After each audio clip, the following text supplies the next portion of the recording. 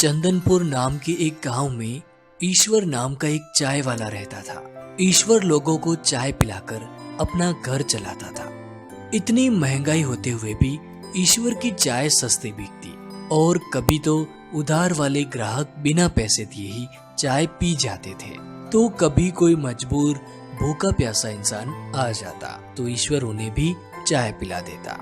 ईश्वर की चाय की दुकान ऐसी जगह पर थी जहाँ कुछ लोग चाय पीने के बहाने इकट्ठे होते थे और अपने दुख दर्द की बातें आपस में किया करते थे, जो बातें ईश्वर चाय वाला भी सुनता था। क्या बात है नंदन, बड़ा परेशान लग रहा है?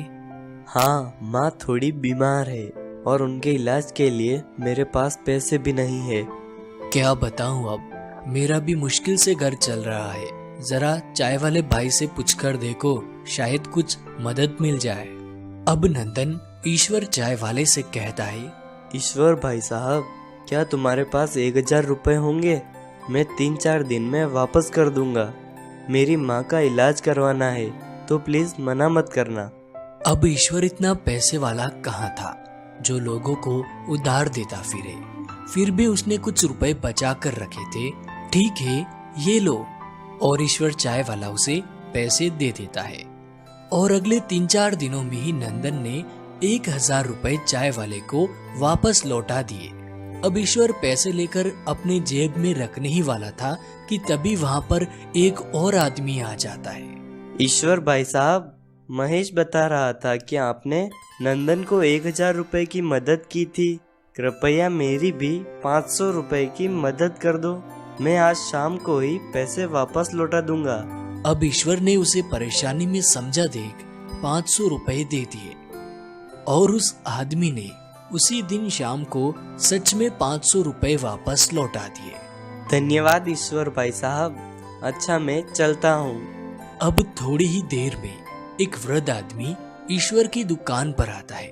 बेटा, नंदन ने मुझे तुम्हारे पास भेजा है। मुझे मेरी दवाइयों के लिए 1200 रुपए की आवश्यकता है। जैसे ही मेरा बेटा मुझे पैसे भेजता है, मैं तुरंत तुम्हें वापस कर दूंगा। चाचा जी, मैंने तो नंदन की यूं ही मदद कर दी थी।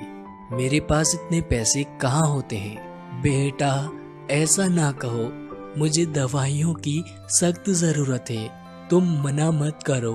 आप मेरे पिता समान हैं, इसलिए ये लीजिए 1200 रुपए। इन्हें आप रखिए और दवाइयाँ ले लेना। अब उस वृद्ध व्यक्ति ने पैसे लिए और चला गया।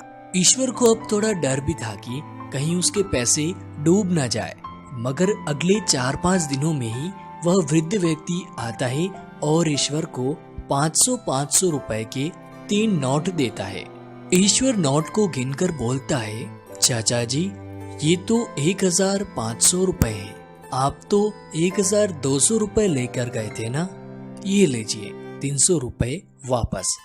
नहीं नहीं बेटा, तुमने मेरी समय पर मदद कर दी, ये पैसे तुम्हारे हैं, तुम रख लो। नहीं चाचा जी, मैं नहीं रख सकता। अरे रख लो भाई, मुझे कभी और जरूरत पड़ सकती है। ठीक है, आप कहते हैं तो मैं रख लेता हूँ। अब धीरे धीरे लोगों को पता चलता गया कि ईश्वर चाय वाला पैसे देकर लोगों की मदद करता है, तो जिनको पैसों की जरूरत होती वो ईश्वर से पैसे उधार मांगने चले आते। चाय वाला भी अब उन पर विश्वास कर उन्हें पैसे दे देता और जो लोग जितने पैसे लेकर जाते उससे थोड़ा ज्यादा ही पैसे ईश्वर को वापस लौटाते। ईश्वर भी उन्हें तोहफा समझकर वो पैसे रख लेता। धीरे धीरे वो एक्स्ट्रा पैसे ब्याज में बदलने लगे। लोग ईश्वर से उधार लिए पैसों पर ब्याज देने लगे और इस तरह समय की गाड़ी चलती रही और ईश्वर पर स्वयं ईश्वर की कृपा होने लगी। उसकी चाय की दुकान एक बड़ी दुकान में बदल गई और चाय का धंधा तो एक तरफ चलता रहा, साथ ही पैसों की लेन देन का धंधा जोरों पर चल रहा था।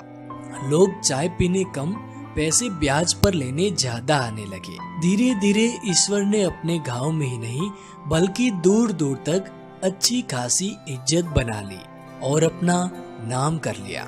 इस कहानी से शिक्षा जिंदगी हमें एक बार सफल बनने का मौका अवश्य देती है, बस आपको अपनी बुद्धि का उपयोग करना